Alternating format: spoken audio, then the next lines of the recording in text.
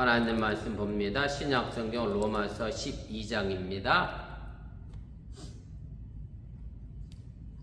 로마서 12장 우리 1절, 2절, 우리 2절 말씀만 함께 읽겠습니다.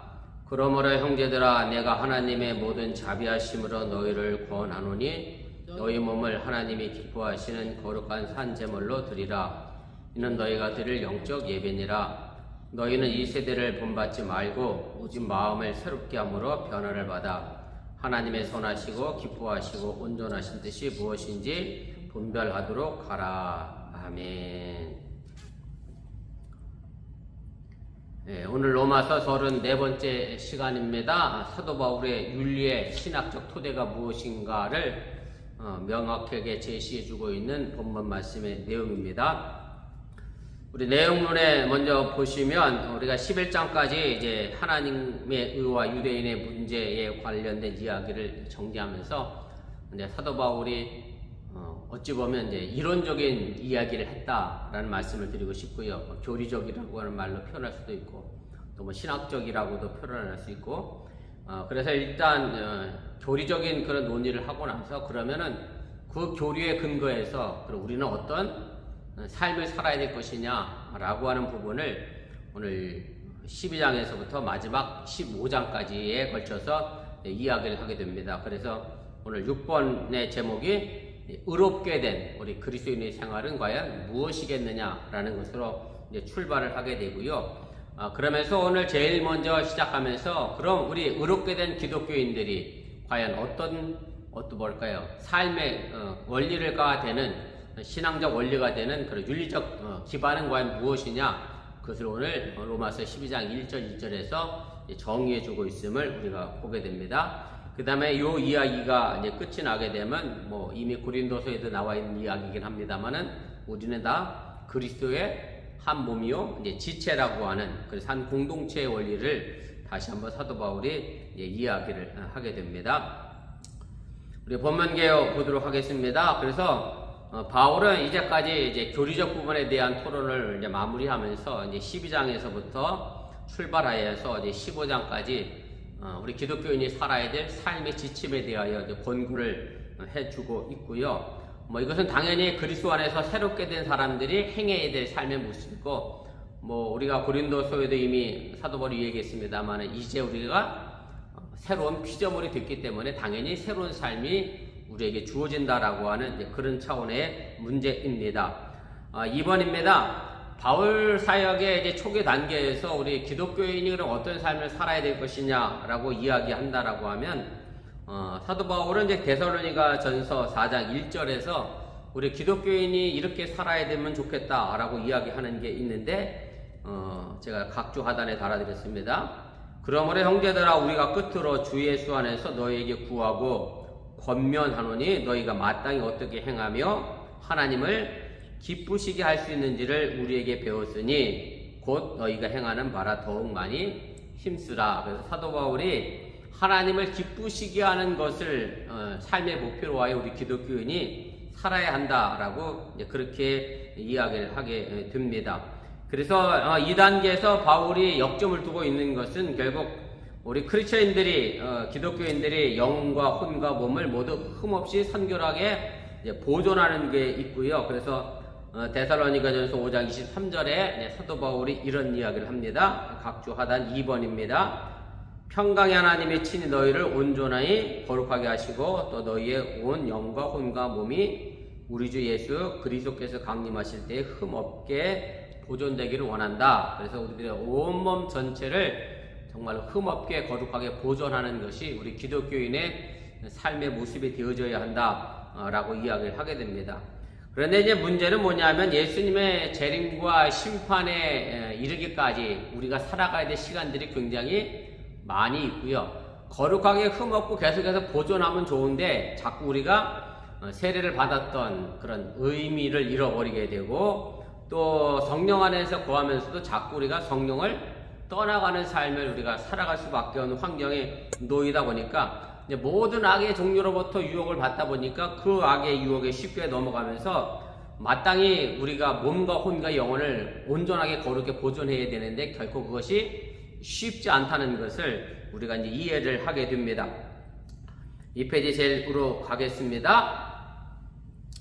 이제 그리고 또 갈라디아 이제 교회에서는 이제 이런 문제가 생겼습니다. 이제 유대인들이 토라에 근거해서, 율법에 근거해서 너희가 어떻게 믿음만 갖고 구원을 얻겠느냐. 쉽게 말하면 왜 행하지 않고, 율법을 제대로 행하지 않으면서 믿음만 갖고 너희들이 구원받는 게 과연 옳으냐. 이런 이야기를 이제 하게 되는데, 사실 갈라디아 교인들 몇몇이 이 꼬임에 넘어가게 되지요. 그래서 갈라디아서 3장에 보면 시작을 이렇게 합니다. 어리석도다 갈라디아 사람들아, 예수 그리스도께서 십자가에 못 박힌 것이 너희 눈앞에 밝히 보이거늘 누가 너희를 꾀더냐. 이렇게 하면서 성령으로 시작했다가 왜 율법으로, 성령으로 시작했다가 왜 몸으로, 행함으로 끝을 내려고 하느냐 라고 하면서 성령과 자유의 교리를 더욱더 강조하면서 내세우게 됩니다. 그래서 갈라디아서 5장 1절에 보면 이렇게 이야기합니다. 그리스도께서 우리를 자유하게 하려고 자유를 주셨으니 다시는 율법에 대하여, 행함에 대하여 멍에를 질 이유가 하나도 없다 라면서 다시 한번 사도 바울이 갈라디아 교회의 자유를 강조를 하게 됩니다.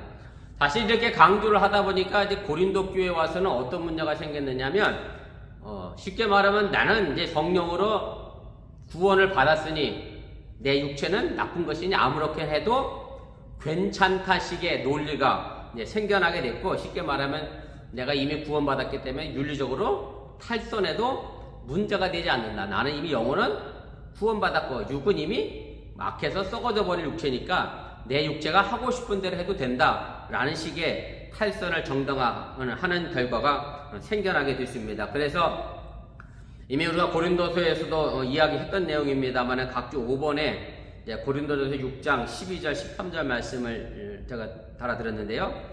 모든 것이 내게 가하나 다 유익한 것이 아니요 모든 것이 내게 가하나 내가 무엇이든지 얽매이지 아니하리라. 그래서 요거는 이제 쉽게 말하면 사도 바울이 이제 간음에 관련된 이야기를 한 거죠. 사도 바울이 성령 안에서 우리는 자유롭게 됐다. 너희는 마음껏 해도 된다. 자유인이다 라고 얘기하니까 그럼 내가 그 자유를 마음껏 써도 괜찮다. 그래서 배가 고프면 음식을 먹는 것처럼 내가 성령을 느끼면 아무나 자도 상관없다. 이런 식의 논리가 고린도 교회에 넘쳐나게 됐고, 그래서 사도 바울이 음식은 배를 위하여, 배는 음식을 위하여 있지만 하나님이 결국 이것저것 다 피하실 것이고, 몸이라고 하는 것은 우리가 음란을 위하여 존재하는 것은 아니고 우리가 주를 위하여 존재하고 있음을 다시 한번 사도 바울이 이야기를 하게 됩니다. 결국 또 이런 윤리적 탈선뿐만 아니라 이제 고린도 교회에서는 어떤 문제가 생겼느냐 하면, 이제 공동체 안에서도 성령의 자유를 이야기하다 보니까 이제 예배 시간에 너무나 무질서한 예배가 됐지요. 그래서 사도 바울이 고린도전서 14장에서 또 이렇게 이야기를 하게 됩니다. 예배에 관련된 이야기하면서 너희가 모일 때 창성시도 있고 가르치는 말씀도 있고 계시도 있고 방언도 있고 통역함도 있는데 서로 먼저 하겠다고 자기들이 나서니까 교회 예배가 혼란스러워진 상황이 생겼고요. 그래서 사도 바울은 그 모든 일들을 차례대로 할 것을 이야기하면서 고린도전서 14장 33절 말씀에 이렇게 이야기하죠. 하나님은 무질서의 하나님이 아니시고 오직 화평의 하나님이시다 라고 하면서 다시 공동체의 전체적 유익을 위하여 이 성령의 은사를 잘 사용할 것을 사도 바울이 이야기를 하게 됩니다. 물론 이제 고린도 교인들도 그렇고 갈라디아 교인들도 그렇고 사도 바울이 얘기했던 이 성령이 주시는 이 자유함을 잘못 이해한 거죠. 근데 사도 바울은 이렇게 마음대로 살라고 얘기한 게 아니라 사실은 오히려 거기에 대한 책임이 더 큰 거죠. 성령을 받은 사람은 율법이 없어져야 될 것이 아니라 오히려 그 율법을 더 잘 지켜내야 될 사람으로 사도 바울은 이야기를 하고 있는 것인데, 오히려 갈라디아 교인들이나 고린도 교인들은 그걸 잘못 이해해서 이런 문제가 이제 생겨나게 됐고, 그래서 5번입니다. 그래서 제가 4번까지 이제 설명을 드린 거고, 이런 우여곡절을 거치면서 사도 바울이 로마서를 쓰면서 이미 먼저 세워졌던 교회들에서 이런 문제가 생겨난 걸 보고 더욱 신중할 수밖에 없고, 그런 것을 바탕으로 해서 로마서의 윤리적 신학의 토대를 마련하고 이제 확립하는 것이 이제 필요하게 됩니다. 그래서 로마서 12장 1절 2절 말씀은 사실은 굉장히 짧은 내용이지만 우리에게 아주 중요한 의미가 담겨져 있는 그런 말씀의 내용이고요. 바울은 이제까지 우리가 진노의 대상이었죠. 하나님으로부터 진노를 받을 만한 대상이었는데 하나님이 자비하셔서 우리를 구원해 내셨다라고 이야기하면서 하나님의 자발적 은혜의 선물로 주신 구원에 대해서 그럼 우리 인간들도 그럼 뭘 해야 되죠? 자발적으로 내 자신의 모든 것을 하나님 앞에 사한 제물로 드려야 한다. 전 인격적인 헌신을 할 것을 사도 바울이 이야기를 하게 됩니다. 로마서 12장 1절 말씀이 이렇게 되어 있어요. 그러므로 형제들아 내가 하나님의 모든 자비하심으로 너희를 권한다. 그래서 하나님의 자비하심 때문에 우리가 구원을 얻었다. 그것이 가장 중요한 것이라고 이야기를 하고 있는 거고요. 3페이지 제 꼭대기 7번입니다. 제가 7번 말씀을 제가 읽어드릴게요. 그래서 1절에서 스스로 산자물이 되어드리는 그 헌신적 경배가 인간의 육체적 측면을 이제 부각하고 있다라고 하면 2절에서 강조되고 있는 것은 이제 합리적 경건의 이제 지성적 측면이다. 그래서 1절에서는 너희 몸을 산 제물로 드리라 라고 얘기했는데 2절에 와서는 뭐라고 얘기했느냐면 너희가 마음을 변화를 받아 새롭게 돼서 하나님께서 기뻐하시고 또 온전하게 하신 그 뜻을 따라 우리가 제대로 살 것을 이야기하게 되는데 오늘 이 마음이라는 것을 우리가 다음 제가 주석 시간에도 설명하겠습니다만 단순히 우리들의 감정의 마음이 아니라 이성의 지성을 사도 바울은 이야기하고 있는 거고 그래서 우리가 이성을 가지고 자꾸 하나님의 뜻을 분별하고 찾아가려고 하는 그런 노력의 헌신이 우리에게 필요하다라고 하는 얘기입니다. 그래서 제가 7번 두 번째 줄부터 다시 읽겠습니다. 이어지는 2절에서 강조되는 것은 그 합리적 경건의 지성적 측면이고요. 그것은 인간 지성의 부단한 자기 변화, 갱신이라는 작업을 통해서 이 세상의 가치, 이 세대를 본받지 말라고 했던 사도 바울의 이야기처럼 이 세대의 가치와 통념에 따라서 그냥 아무 생각 없이 아무 의식 없이 반성 없이 쫓아가는 삶을 살지 말고 하나님의 뜻을 분별하는 그런 온전한 삶을 살 것을 오늘 우리에게 요구하고 있는 것이고 바로 이것이 사도 바울이 이야기하고 있는 우리 기독교인의 윤리적 토대가 된다라는 사실을 또한 기억하시면 좋겠습니다. 우리 본문 주석 보도록 하겠습니다. 그래서 바울이 너희 몸을 하나님께서 기뻐하시는 거룩한 산 제물로 드리라는 권면은 무슨 뜻입니까? 오늘 1절 말씀인데 제가 다시 읽어드립니다. 그러므로 형제들아 내가 하나님의 모든 자비하심으로 너희를 권하노니 너희 몸을 하나님이 기뻐하시는 거룩한 산 제물로 드리라. 이런 너희가 드릴 영적 예배니라 이렇게 표현하고 있습니다. 그래서 오늘 시작하는 단어가 이제 그러므로 라는 말로 시작하게 되는데 이것은 11장까지의 내용을 결론 내리는 것의 의미가 아니라 그 앞의 내용을 이제 정리하면서 그 이전에 있었던 모든 교리적 내용에 근거해서 내가 이제 너희들에게 이런 윤리적 권고를 시작하겠다라는 말로 그런 접속사로 사용된 것으로 우리가 보면 되겠습니다.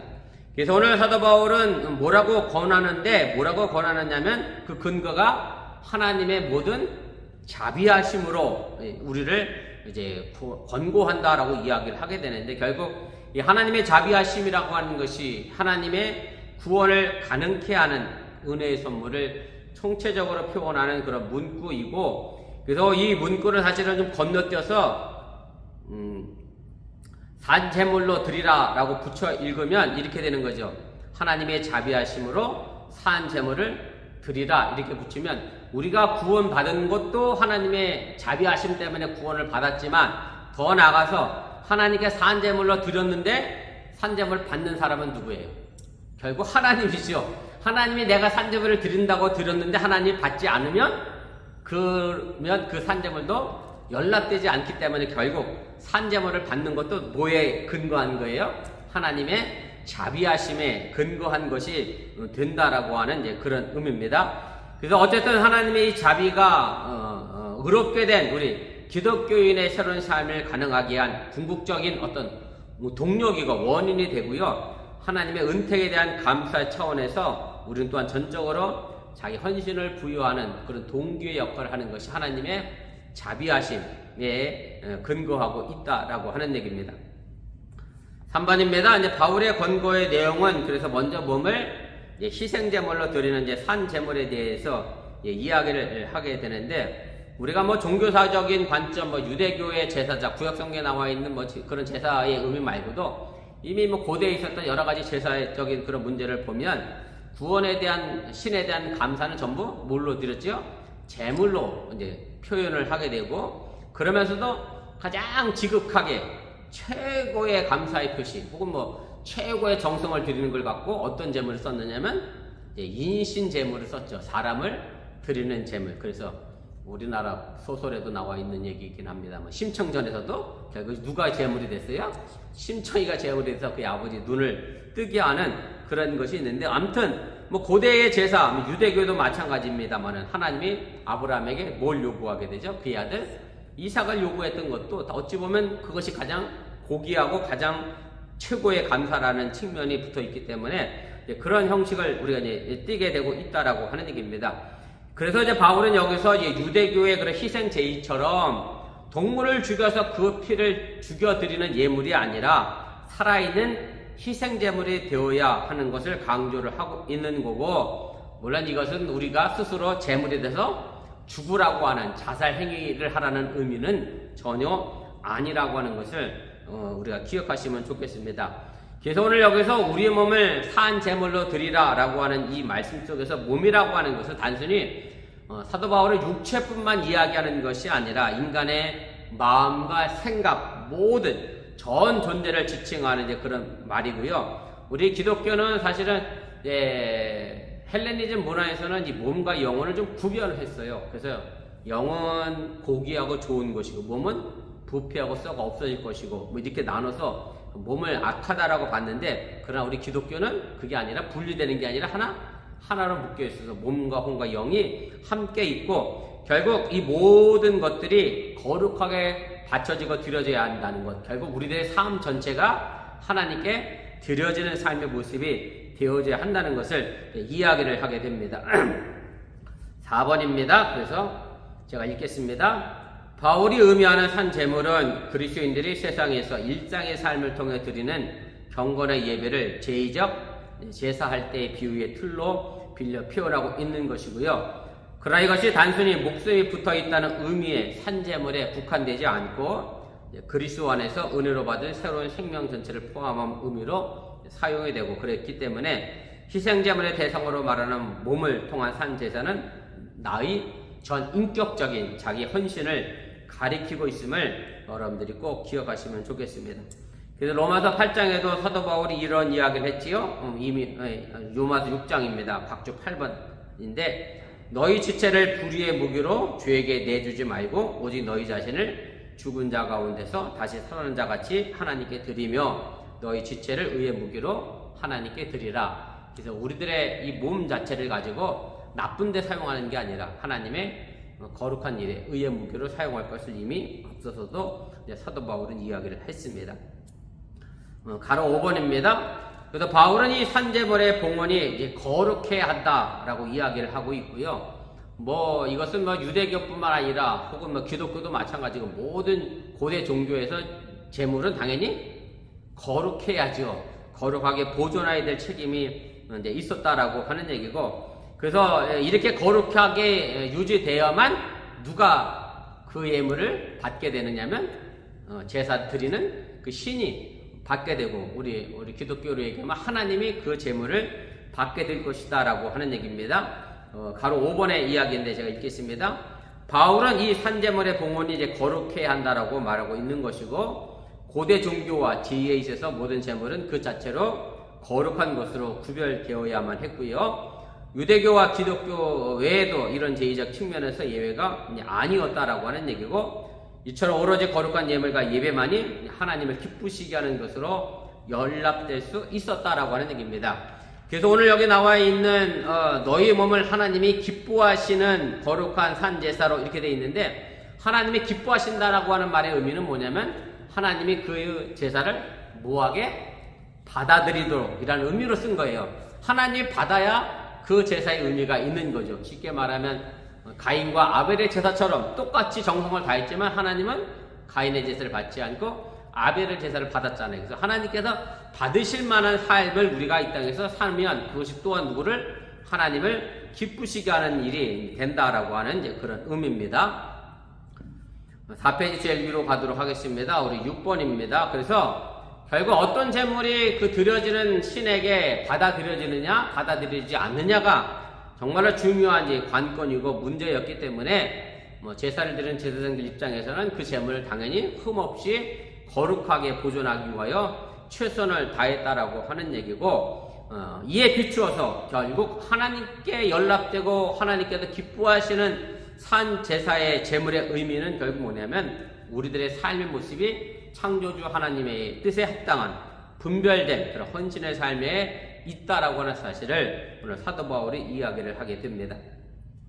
7번입니다. 이미 앞서 말씀드렸습니다만은 우리 그리스도인이 일상적 삶이 하나님께 연락되는 거룩한 제물이 되어야 하는 까닭은 이미 그리스도인이 됐다라고 하는 사실 자체가 이전 것을 지나가고 새로운 피조물이 됐기 때문에 당연히 새롭게 거룩되게 살아가야 될 모양의 당위성이 우리에게 있다라고 하는 그런 말씀입니다.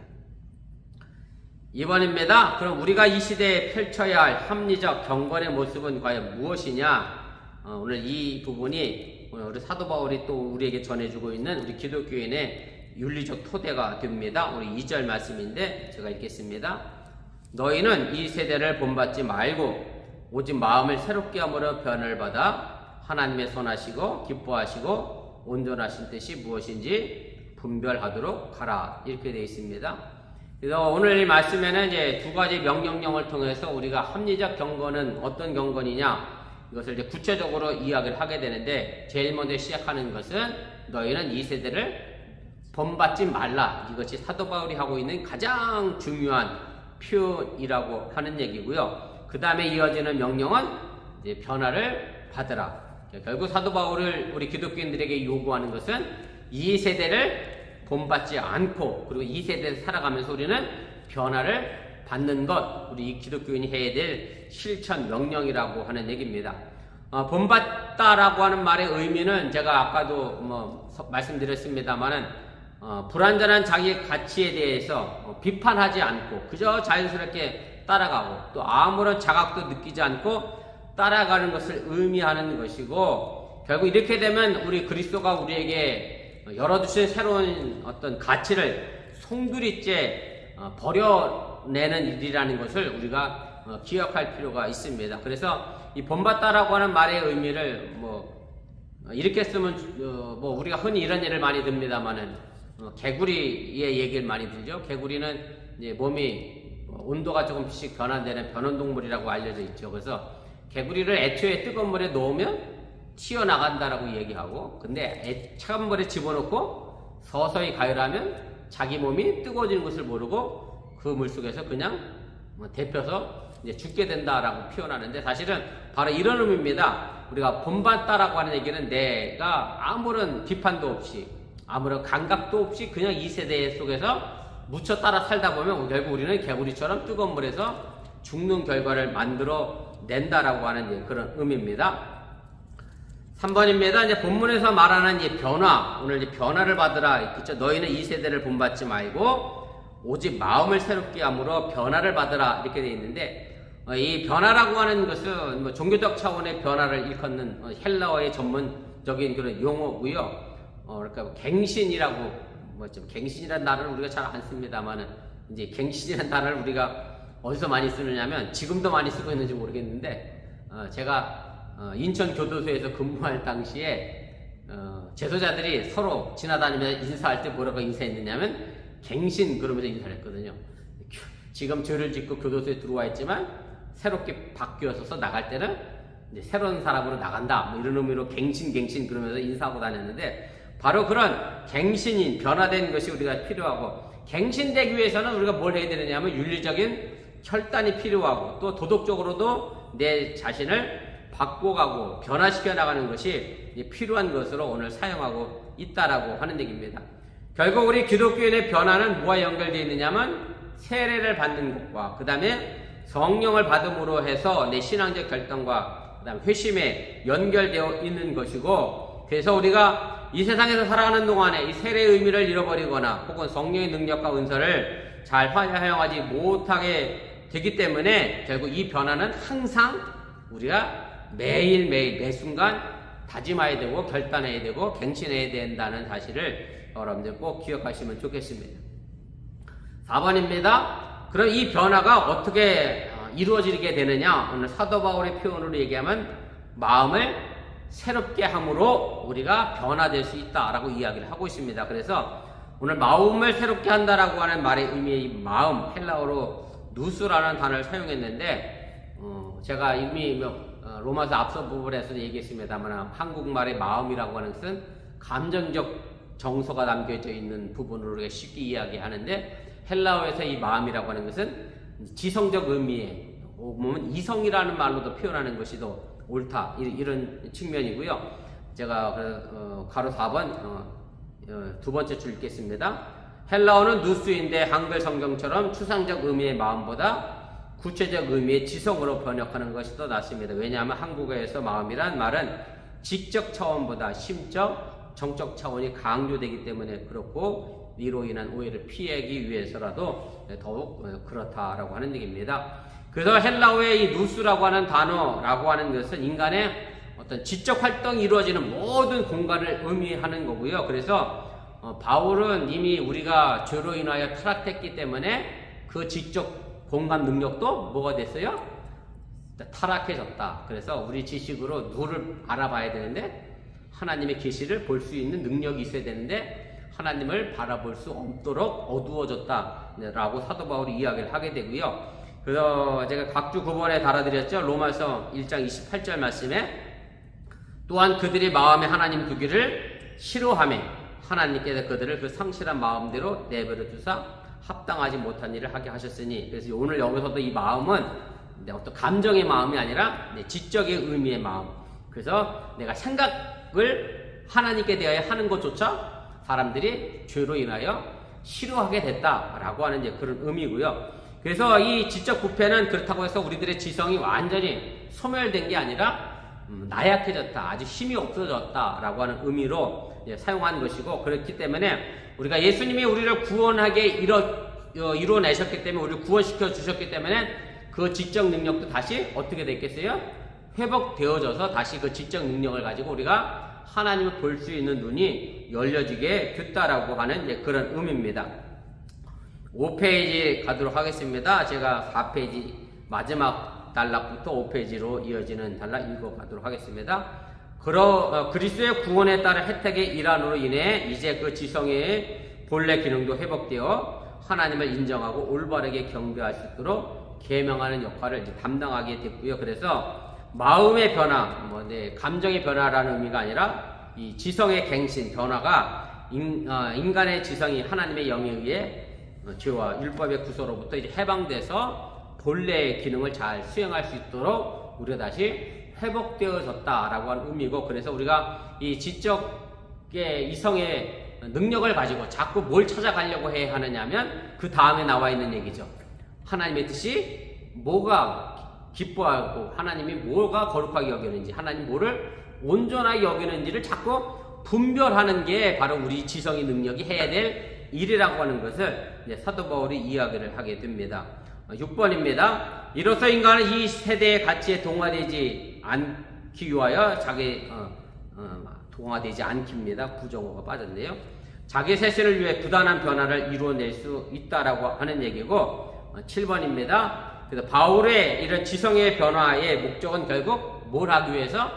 분별하기 위해서, 바르게 구별해내기 위해서라고 하는 얘기고, 여기서 이제 분별하다라고 하고 번역된 헬라어 도키마 제인이라는 단어를 사용했는데 무엇을 시험하고 검증해서 그 옳은 바를 승인한다라고 한 의미고, 그래서 그 분별의 대상은 결국 뭐냐? 우리가 처음 1절의 앞부분에 사도 바울이 뭐라고 그랬죠? 이 세대를 본받지 말라 그랬으니까 이 세대가 과연 내 지성을 가지고 하나님 바라보는 마음을 가지고 제대로 된 세상인지, 제대로 된 가치관인지, 제대로 된 윤리의식인지 그렇게 검증하고 분별하라고 하는 그런 의미라고 하는 것을 여러분들이 기억하시면 좋겠습니다.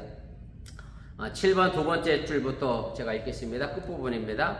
그 분별의 대상이 되는 것은 이 세상의 불완전한 가치, 이에 근거한 제도, 문화, 사회 집단, 풍습을 모두 포함하는 거고, 8번입니다. 바울이 말하는 선하시고 기뻐하시고 온전하신 것은 사람들이 선하고 아름답다고 생각하고 자신의 양심에 거릴 것 없는 것을 의미하는 것이 아니라, 이건 누구 기준이에요?